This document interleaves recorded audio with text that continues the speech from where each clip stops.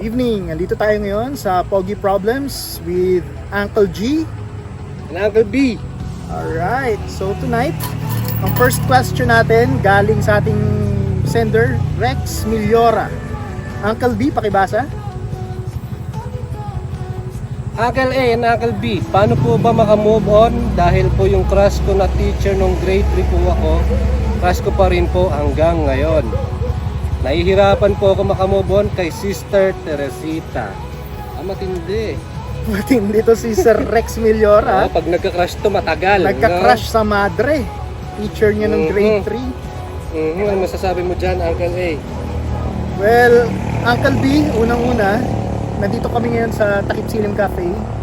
Thank you sa venue natin tonight. And bago natin sagutin yung tanong ni Rex Miliora, Katoliko ka ba, Uncle B? Yes, Uncle A. Minsan ba napapaisip ka bakit bawal sa mga pare at sa mga madre magpakasal? Hindi ako nagsisimba. Kasi napapaisip din ako sa lahat ng mga religion, di ba? Tingin mo, bakit? Bakit? Sa tingin ko, teorya ko lang to Sige. Pinagbawal nila yun yan. kasi kailangan sa isang simbahan ang masunod lalaki. Diba? Mga pope, mga pare, mga obispo. Karamihan ng lalaki ayaw Ang problema kasi pag yung lalaki nag-asawa at naging under sa babae, lock up, mapapahiya, 'di ba? Parang ikaw ba naman yung si Pope Francis under sa asawa niya. Siyempre, parang hindi makakalabas yun. So para maiwasan yung mga pare, hindi siya pwede mag-bless ng babae. Hindi ka na pwede mag-asawa. Huwag ka na lang mag-asawa para di ka na maging under. Di ba? Para walang under desayang pare, bawal mag-asawa. Kasi kung pare ka, magsusubo ka ng hostess sa babae, bawal. Oo. Etong lalaki to, kunyari pare ka, dito lang po lahat ng lalaki, dito pila, para pwedeng subo. Kasi pag may babae, takal. Away.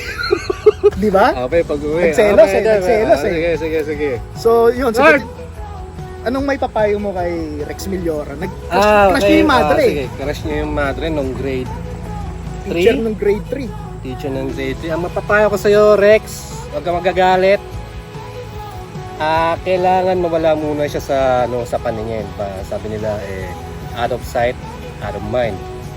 So, kailangan mo munang graduate. Kasi siguro na mag-graduate na, matanda na to eh. Hindi, mali ba natin na grade 2 pa rin siya hanggang ngayon. So lagi niya nakikita, lagi siya nagkaka-crush. So kailangan graduate ka muna para pag-graduate mo, na punta ka ng grade 4, hindi mo na siya makikita, iba na yung teacher mo. Iba na yung teacher mo. Iba na yung crush mo. Iba na yung crush Hindi mo. na si Sister Teresita. Hindi na. Si Sister Mary. Rita o Sister Mary na lang, di ba? O at least nakamove siya kay Sister Teresita. Sister Teresita, kung nasan ka man, crush ka ni Rex, pag-graduate mo. Ako, may papayo kay Sir Rex para makalimutan niya si Sister Teresita. Manood siguro siya ng mga madre porn. parang yan parang bisyo yan di ba?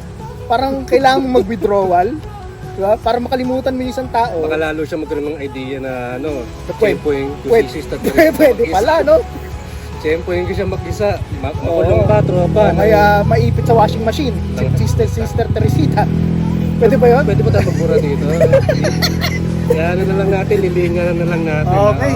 Rex, tapos sana may natutunan ka. Rex. Boss Rex, ayos tayo dyan.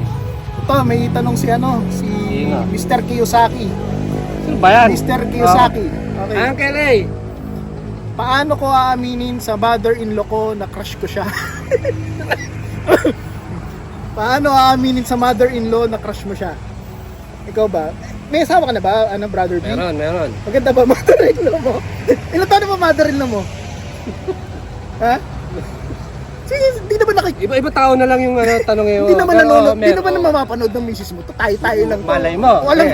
Wala namang viewers tong podcast natin eh. Dito tayo kay Kiyosaki. Paano ko aminin sa mother-in-law ko na crush ko siya?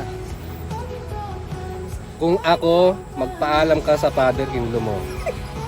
Magdala ka ng band-aid, saka medicine in case na masuntok ka. Yun lang. Ba't ka naman kasi magkakrush sa mother-in-law mo? Walang kwentang tanong, Gagawin din. Yung sa akin, ayaw. Sige. Bago Sana tayo may natutunan ka, Gerald Kiyosaki. Wala ka bang may papayo? Wala eh, Sige, parang Paul to eh, mother-in-law. Sabihan mo kami pag nakulong ka.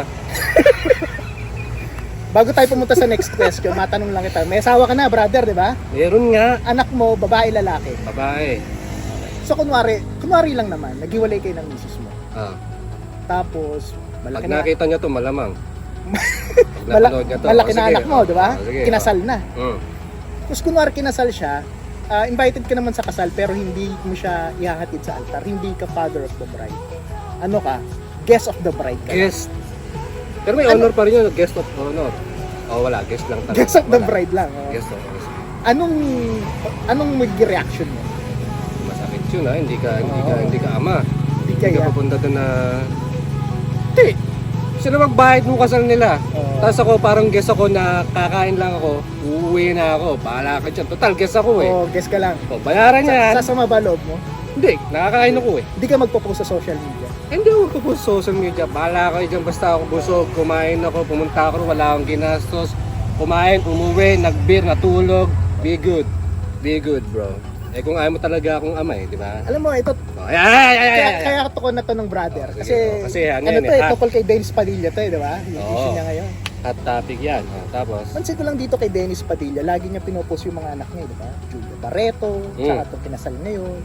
Wala namang ginagawang masama yung mga anak niya. Tutusin, wala namang ginagawang illegal. Kaya alam si Freddy Aguilar, di ba? oh, May anak yan. Anak. May anak yan, Megan Aguilar. oh, Nagda-drugs yun, di ba? mm. Never niya pinost yung anak niya na walang kwenta yung anak ko, nagda-drugs yung Oh. anak ko. Mas masama pa nga yun eh. Mm. Pero bakit hindi pinopost ni Freddy Aguilar yung anak niya? Bakit Diba? yan? Hindi niya pinapahiya. Diba? Hindi niya pinapahiya sa social media yung anak niya. Kung ikukumpara mo sa kaso ni na Julia Barreto at saka ni Claudia Barreto, wala namang ginagawang kasamaan yung dalawang bata. Bakit lagi pinopost yung tatay nila? Diba? Para yun lang. Hindi naman nagda-drugs yung mga bata. Diba? Hindi natin alam. Unless may alam kang chika. Ako hindi ko alam, wala ko alam dyan. Parang ano rin, kilala mo yung Carlos Yulo, di ba? Oh, si Carlos. Yung sa gymnastics. Oh, Parang ganito rin, si Tambling-Tambling. pinapahiya rin siya ng nanay niya, di ba? Sa social media. Oh, kasi, pati yung ano, kasi walang ano. Oo, di sila pinapansin. Walang padulas.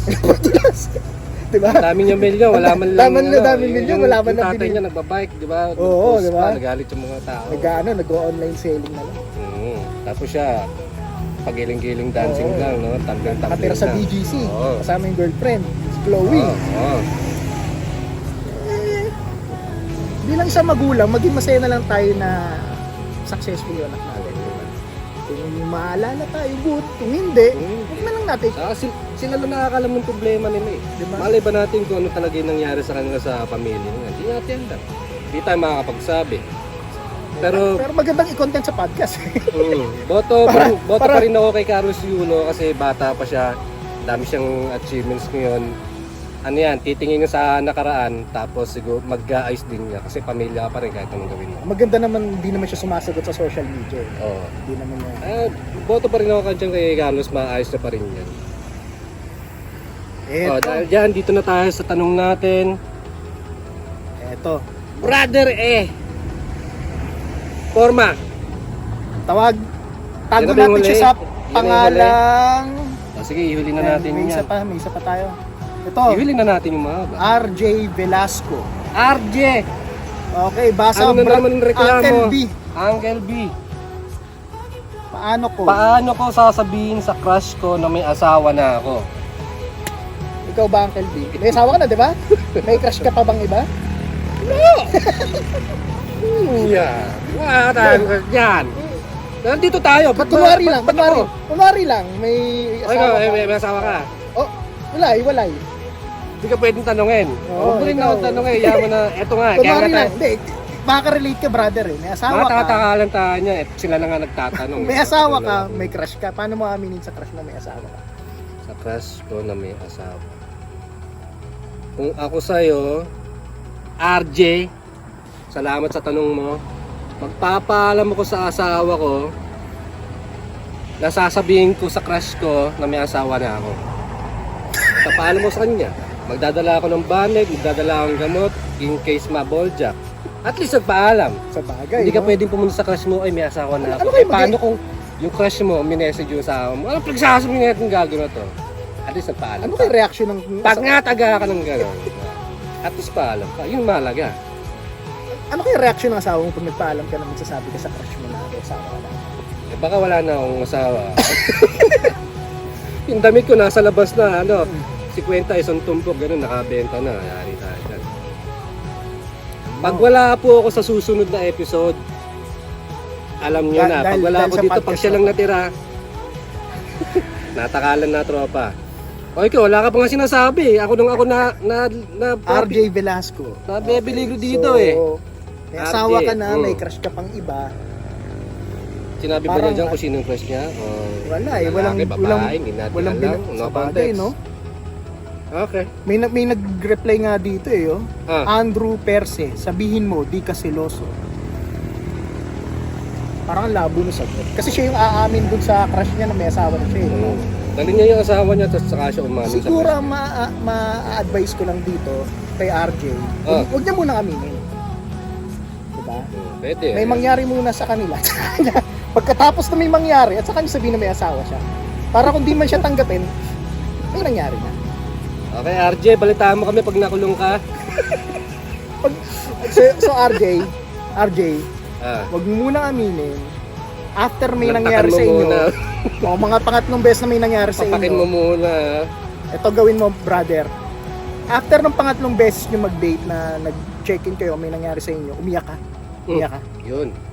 Sabihin mo sa kanya Ayun sa iyak. na di yung kaya ng konsensya mo, sobrang bigat na nararamdaman mo, kahit mabigat para sa'yo, aaminin mo na yung totoo dahil mahal na mahal mo siya. Yun! Natakot ka lang na baka iwanan ka niya, kaya hindi niya nasabi sa'yo kaagad na meron ka ng asawa. Pero daanin mo sa iyak. Maraming naniniwa. Alam mo, Lagay ka ng Vicks. Sabi sa'yo, mamumula yung mata bago mo aminin ang lahat, daanin mo sa iyak. Dahil pag ang lalaki umiiyak, sincere yun. Sincere yun. Umiyak ka na ba sa asawa mo? Di ba? Pag yung... Kasi maaawa sa iyo. Oh, yeah. Makakalimutan niya yung galit. Diba? Pero pag inamin mo nang di ka umiiyak, galit ang manunood na damdamin dyan. Daanin mo sa iyak. Madidibdiban ka talaga eh. Huwag mo nahintayin saktan ka bago ka mag-iiyak. Pangatlong beses na may nangyari, umiyak ka, saka mo aminin. Pag may namuo, umiyak ka pa lalo. Diba? Okay. Eto na yung ano natin, Iiyak Last- ka talaga eh. last question Last. natin sa first Para episode sa ng episode podcast. na to, Okay. mabilisan lang tayo, mabilisan. Tago, ayun yung anonymous daw. Tago Okay. natin siya sa pangalang Papa JB. Okay. Uncle Ben, mahaba. Ikaw nang... Ikaw na, hindi Ako ka... na, ako na. Oh, sige. Sige, hati tayo. Dito ako sa pangalawang sentence para Sige, mga, sige. ano, para mga high school. Okay, Sige. sentence 1 ka, ako pangalawa. Okay. Paragraph 2, action. Papa JB, Hmm. gusto ko po malaman ang rights ko. I'm with a single mom with 3 kids and binata ako. 2 years na ang relationship namin. Hmm. I've been Wala. trying to have a baby with her, but unfortunately, nakunan siya. Sobrang na-devastate ako sa nangyari, and actually, I've been traumatized ngayon. To explain further, nung first trimester ng pagbubuntis niya, Baka kasi hindi naka-record eh. So, tuloy. I'm giving all my time and resources para mapakain ko ng maayos ang buntis kong partner for my baby. While at the same time, makakain at bubuhayin ko ang stepchildren ko, 3 sila. So, single mom, 3 na yung anak, diba? Di ko kasi matanggap is yung ex-husband ng partner ko is hindi nagpapadala ng almost 2 months na sustento para sa 3 anak nila. Na naging dahilan rin na makompromise yung budget namin para lang sa baby ko na nasa sinatupunan ng partner ko. And suddenly, at the same time, mairaos yung pangkain ng mga stepchildren ko. Ending, ito na. Ayun, dali. Hindi nabuhay yung inaasam-asam kong baby. At first, napaluha na lang ako. Ow. At sa huli hanggang ngayon ay sumisibol pa rin yung galit, hatred, at pagsisisi ko, and I think valid itong nararamdaman ko. I have no parents or family to rely on. Kaya siguro sa atin lumalapit si Papa JB. Tama lang yan. Sa Papa biggest JB. battle ko na to, that's why I'm writing here to get some of your correct and meaningful advice. Sino to? Sino nag-comment? Papa JB. JB. Okay, so may, Condolence, Papa JB. may girlfriend, single mom, 3 na yung anak, siya walang anak. Bumuo ng baby, nabuntis, nakunan. Ang dinadahilan, wala, kulang daw sa budget. Kulang sa nutrisyon. Okay, bago natin So, bigyan rights ng niya ano, yung... ano lang, quick facts lang ha, bago natin bigyan ng advice si Papa JB. JB. Alam mo ba kung ano ang population ng Australia ngayon? Australia, buong Australia. Kasama yung mga gagamba? Yung tao lang, yung tao lang. Hindi. Siguro... Ewan ko. Wild guess, Australia. Malaking bansa, kontinente na. Kontinente. Dami kasi insekto rin. Malay mo kung sino namamatay dun. Sige, 3 million. Actually, hindi naman. 26 million ang population ng Australia.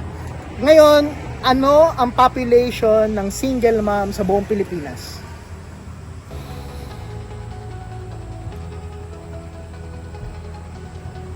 Ano ba, percent? Population, yung population. dami ng... Ito ano 3 lang million ulit, sige. Actually, ito registered registered na single mom sa buong Pilipinas. 14 million. So, lagpas kalahati ng population ng Australia, yung bilang ng single mom sa buong Pilipinas. Registered pa. Meron pa mga hindi registered. Meron pang hindi mga registered. Na, di ba? So, ganun kadami yung single. Lagpas kalahati. So, yung mga asawa niyan, ganun din kadami. Yung mga nang iwan, no? So, etong asawa... Unless yung isa dyan, yung sa lalaki dyan, 7 yung iniwanan. Actually, pwede mong gamitin yun di ba? Tanungin mo, nag-away ka na asawa mo, nagtatalo kayo. Alam mo ba kung ilan ang bilang ng single mom sa Pilipinas? Hindi niya alam, malamang. Sige. 14 million. Gusto mong dumagdag? Pag nagtalo kayo ng... Try mo ha, try mong gamitan at tapos balitaan mo kung gumana. Malamang di na kita mababalitaan pagka Gusto mong dumagdag sa 14 million? Ang dami na nila. Dadagdag ka pa ba? Nakikita mo yung sa kanto, single mom yan. Gusto mo ba dalawa na kayo dito sa street natin? Pero ang dami nga single mom ngayon. Madami. Papansin mo, may kamag-anak ka bang single mom? Ako meron eh. Wala pa naman. Ah, Buti naman. Pero marami friends eh, no? Madami, Friends, co-workers, sa kapitbahay, BPO, doon binuo yung anak. Oo, Doon din naghiwalay. oo. Diba? Kasi nag-away, napuntahan siya nung at niya na asawa doon. Wala na, single mom Bago na. natin tulungan si Papa JB, pag-usapan muna natin yung mga single mom. Sa tingin mo, bakit umabot ng 14 million yung single mom sa Pilipinas? Pilipinas pa lang to Bakit ang daming single mom? Well, pwede mong isama sa equation yung mga irresponsableng ama. Okay, sa bagay. Oo. Pero ano lang yun, part lang yun. Pwede rin naman na kasalanan ng babae. Pwede yun. So, hindi pwede dahil single mom ka, hindi mo kasalanan. Kasi, pwede rin... Halimbawa, nung panahon ni na Jose Rizal, malamang may mga irresponsible din namang tatay nun, di ba? Oo naman. Bakit hindi ganun kadami nung time na yun? Parang mas common siya ngayon eh. Panahon ng mga lolo natin. Parang bihira yata yung single mom. Pag ginawa mo siya nung panahon na yun, hindi pa siya uso. Kaya ka talaga. O yun, di ba? Ipepresenta ka, lalakad ka dyan, may karatula. Ngayon kasi marami nang gumawa. So, sabihin ng mga lalaki, pwede naman pala eh. Walang huli. Ito lang, kasuhin ko lang sa babae. Kung ko siya, wala kang habol. Kung hindi naman tayo kasal, yung iba dyan malamang hindi naman kasal. So, walang habol. Pwede lang kung... I think tama yung sinabi mo, yung word na nagde-describe doon, noong unang panahon, ang tawag doon tabu eh. Pag single mom ka, tabu yun eh. Pag nga, alimbawa nung panahon ng mga lolo natin, ang babae, iniwan ng lalaki, wala na siyang pag-asa eh. Wala nang pagmamahal sa kanya noon eh. Kasi ang lalaki nung panahon nung 1950s, 1960s, kapag single mom ka, wala nang lalaking magmamahal sa'yo noon kasi pagagalitan ka na parents mo, hala, ba't ka nang pinatulan mo? May anak na yan. Ngayon kasi common na common eh. Common Diba marami nang nakikipagrelasyon ngayon sa mga may anak na. Hindi na siya kakaiba. Hindi na bago. Accepted na eh sa So, society. everybody's doing it. Diba? Pwede mo rin gawin. At saka, feeling ko, may kinalaman, for example, may kinalaman siya sa trabaho. Oo, sige. May kinalaman siya sa trabaho eh. Oo. Nung panahon ni Jose Rizal, ang mga trabaho doon, magsasaka, panday, mangingisda, gagawin ba ng babae yun? Diba? Kung ako babae, Hindi. kesa, Trabahong lalaki yun. kung ako babae, kesa gawin ko yung mga trabaho na yun, mag-aasawa na lang ako. Ang hirap, kababae mong tao, magsasaka ka, o magpapanday ka, diba?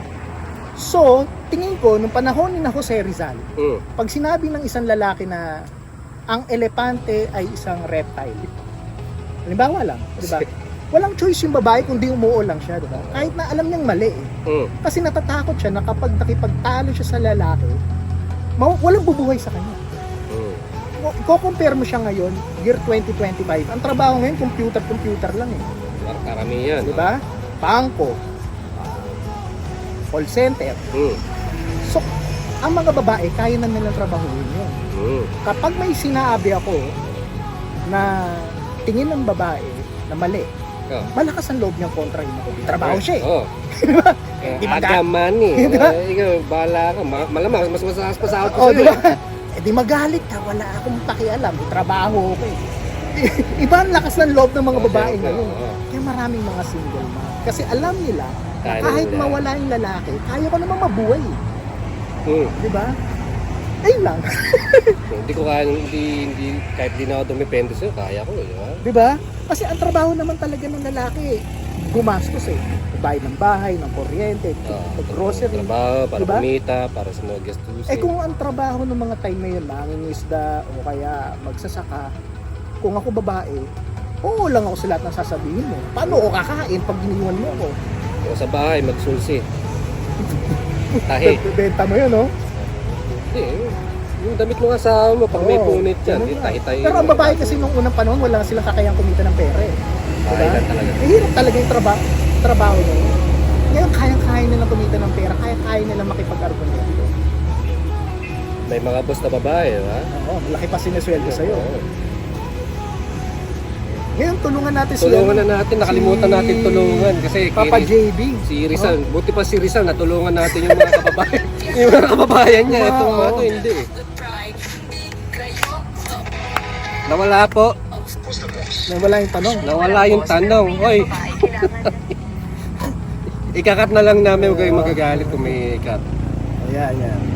Ayan yun. So, balik tayo sa tanong, no?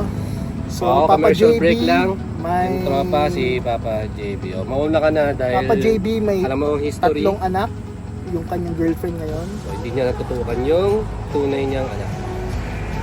So, sinisisi ni Papa JB yung ex-husband nung girlfriend niya ngayon dahil hindi Walang nagbibigay sustento. ng pera, kaya namatay yung anak nila. Pilitan siyang siyempre. So, tingin ko, ang tinatanong dito ni Papa JB, dapat ba nilang ipagpatuloy yung relationship niya ng girlfriend niya? Parang gano'n ang dating sa akin. Gano'n din ba ang dating sa'yo? Rights eh. Kumbaga ano yung rights yung tinatanong niya una pa Kasi- lang. Kumbaga ano yung rights niya bilang siya yung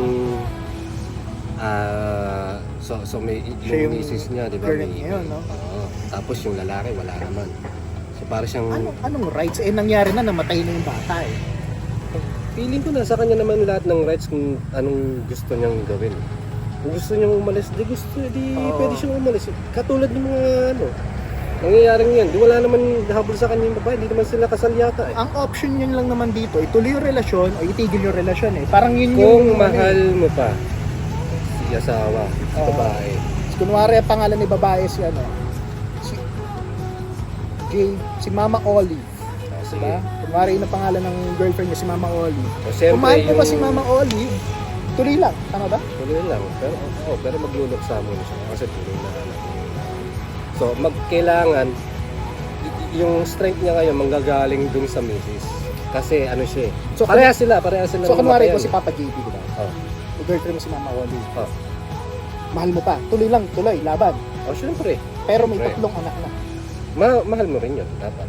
tatanggapin mo rin yun kahit anong mangyari. Kasi ayaw magsustento ng ex. Anong gagawin? wala nang Huwag ka na umasa doon. huwag mo nang kasahan yun. So huwag ka na rin magalit. Ang dapat focus nyo is sa inyo lang. Sa inyong magpares tsaka sa mga anak. Wala tayong pakialam dun sa kung sino man yung Huwag ka na umasa. Huwag ka na umasa. Pero wala rin siyang hapon.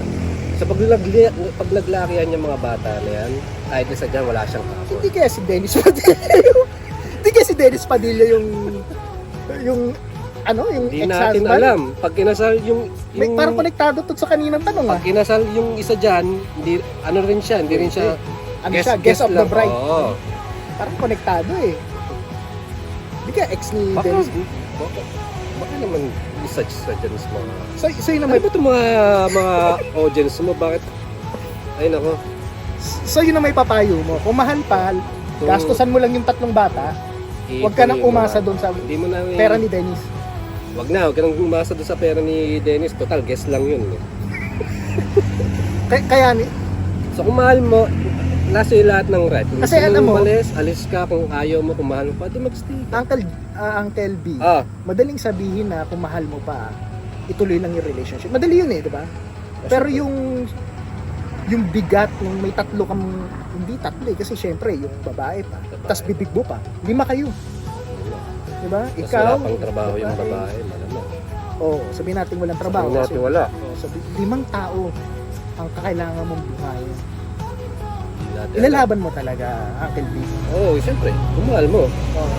gagawin mo ng paraan niya kahit ano bang... Kasi- kahit ano pang pwedeng trabaho na pwede dyan. Kahit magdalawang trabaho kayo sa isang araw. Ano? Napakabuting tao ni Uncle B, no? Di ba talaga? Siyempre, mahal mo. Oo. Gagawin mo lahat yun para mapasaya sila. Kasi pag masaya sila, yun nagpapasaya sa'yo. Yun nagbibigay ng lakas sa'yo. Ang easy route kasi dito, kahit mahal mo, makipaghiwalay, kakalimutan mo yung feelings mo, di ba? Yun yung harapin mo. So Diba? kung ayaw mo na, pwede ka naman umalis. Mm. Pero ang tanong dyan is, kaya mo ba? Yun, di ba? Oo. Kung mahal mo pa, kaya mo bang tigilan yung Siyempre may nararamdaman isip mo? mo sila, wala silang kakain, wala ka na nga. Andiyan ka, wala silang kanakain, paano pag wala Lalo ka pa? na. Yung mga bata, yung asawa, o anong mangyayari sa kanila? Hindi ka makakatulog sa gabi niyan, hindi ka papatulogin sa gabi niyan. Pero ikaw, Uncle Big, laban. Kung mahal, laban pa. Oh, syempre. Sa kahit pa paanong paraan, gagawin natin Sige. yung paraan. Lahat yan may lusot. Yun yung sinasabi ko sa kahit anong problema. Walang problema na Ano to, ah? 100% Factory worker to si Papa Big JB, factory Oh, worker. sige. Minimum 450. Kahit magkano pa yan, walang problema na 100% na hindi mo masusolusyon. So walang certain, walang bagay sa mundo na 100%. So yung problema, hindi rin yan 100% na walang solusyon. Lahat yan meron. Gagapangin mo na lang.